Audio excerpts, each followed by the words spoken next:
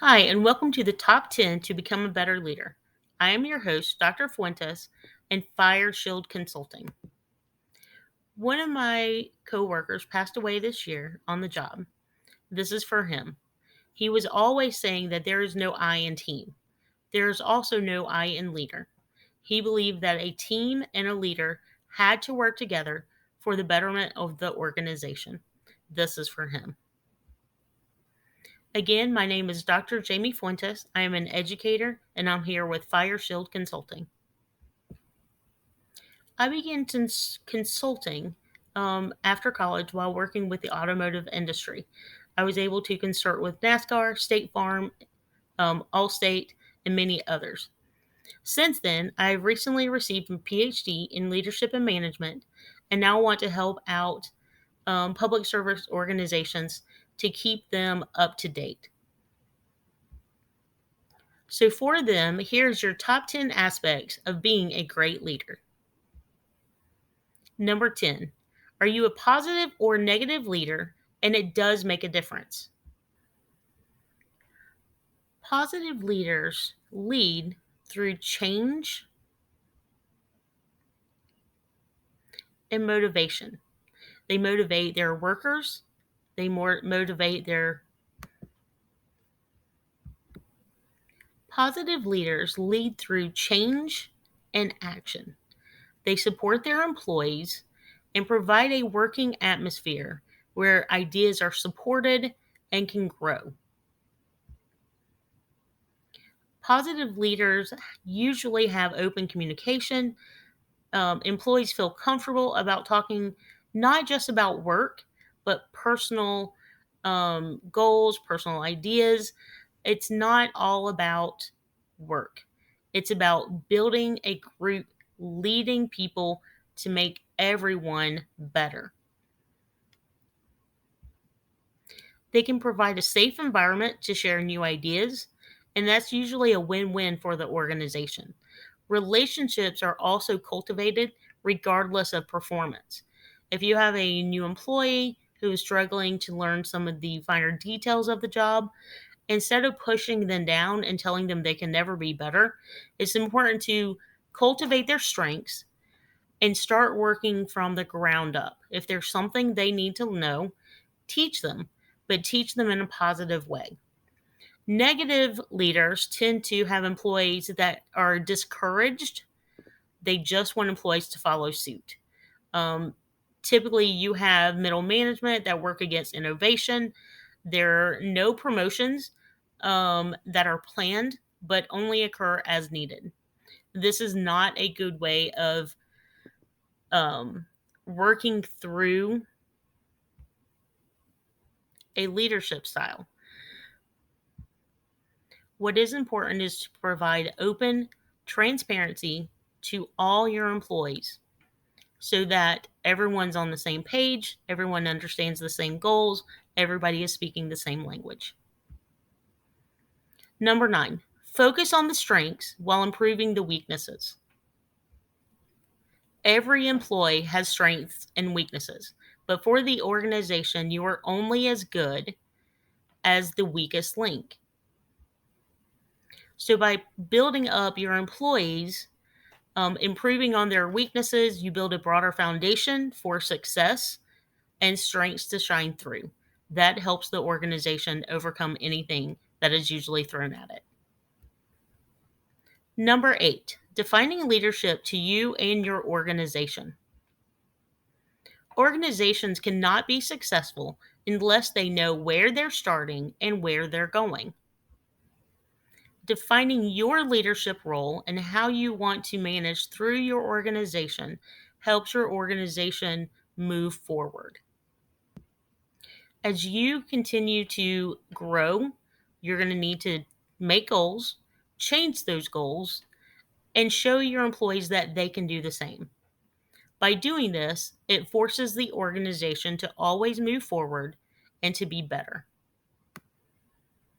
Number 7, build relationships, don't knock them down. By building relationships with those above you and below you helps you to interact in a way that forces good communication, it builds common language, common values, and common vision. When you do begin to knock down relationships or sever ties of those that you no longer see as useful, that leads others to view you the same way.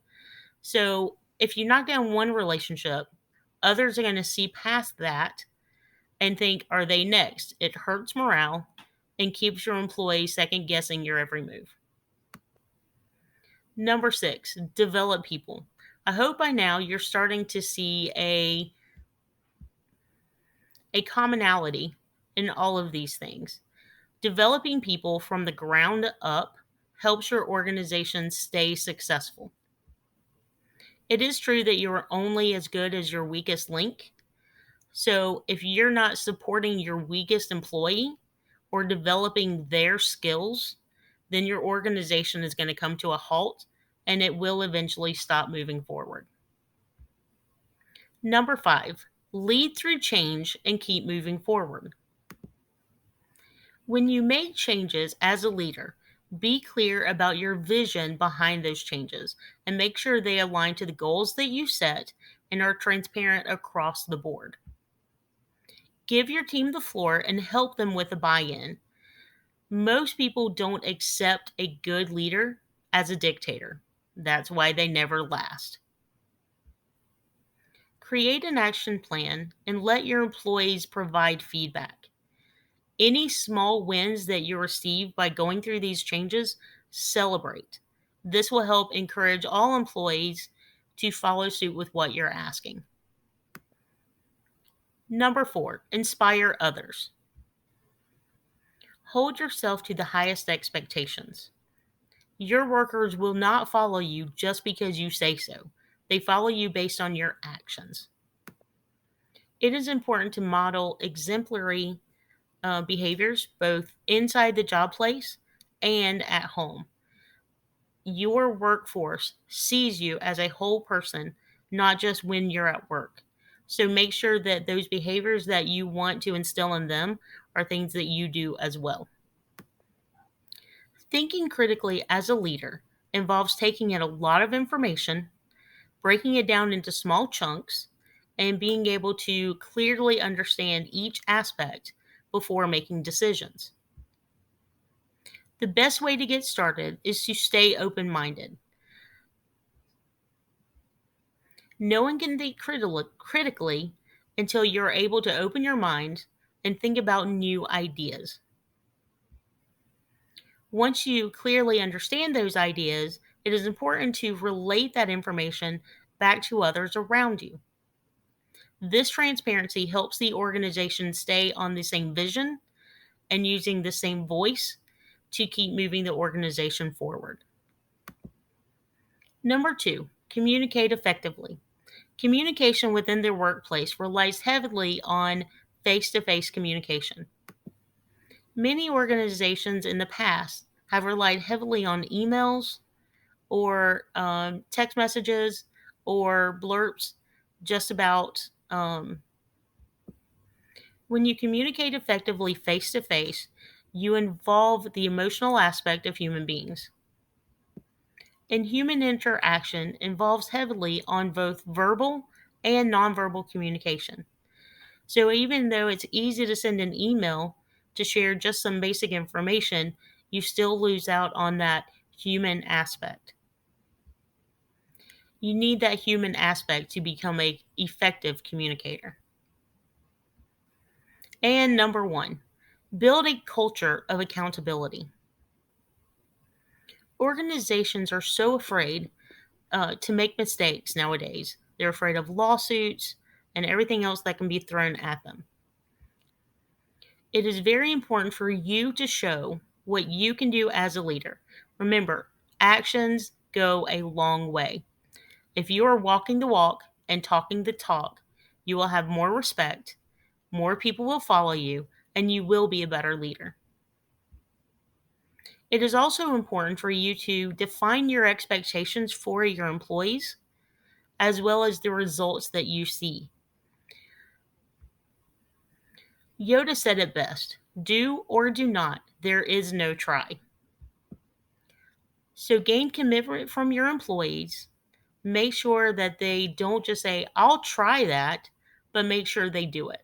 However, as a leader, it is your responsibility to make sure that they have the tools and everything necessary to perform the job the way you see fit.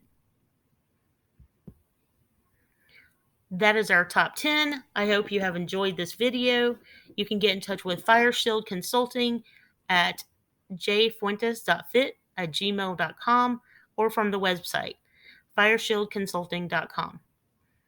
Thank you very much. Please subscribe. Let us know if you have any details, questions, or comments. Have a great day.